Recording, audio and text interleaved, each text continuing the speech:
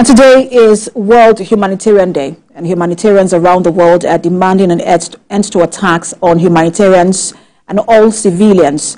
They demand that governments around the world put pressure on all parties to conflict to protect civilians. Humanitarian operations coordinated by the United Nations especially provide life-saving aid to more than 140 people last year. In Gaza, in Sudan, and in many other places, humanitarian workers are being attacked, killed, and injured, and abducted alongside the civilians they support.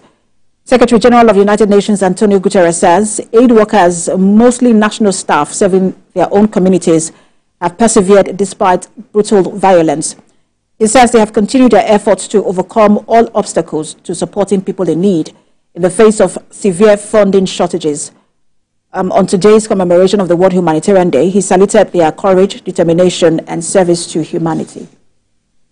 World Humanitarian Day, we once again salute their courage, their determination, and their service to humanity.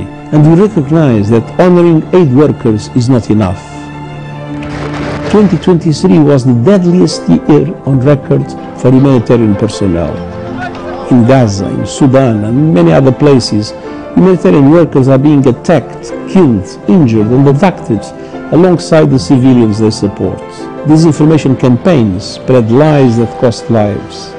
International humanitarian law, the law that protects civilians during wartime, is being ignored and trampled. A climate of impunity means perpetrators do not fear justice. This is a failure of humanity, responsibility, and leadership. And for more on World Humanitarian Day, Chief of Field Office UNICEF, Tusharain, joins me from Maiduguri, Borno State. Good to have you join us. No. So, before the last World Humanitarian Day last year, we were talking about issues around humanitarian crisis because of the war in Ukraine. There was a devastating earthquake as well in Turkey and other parts of the world. But just after that, we saw the events that happened in Israel that led to now the war between Israel and Hamas.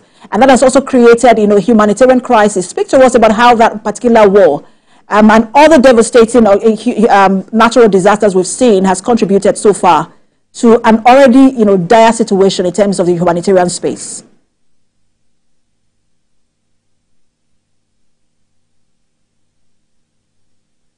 I cannot hear you clearly.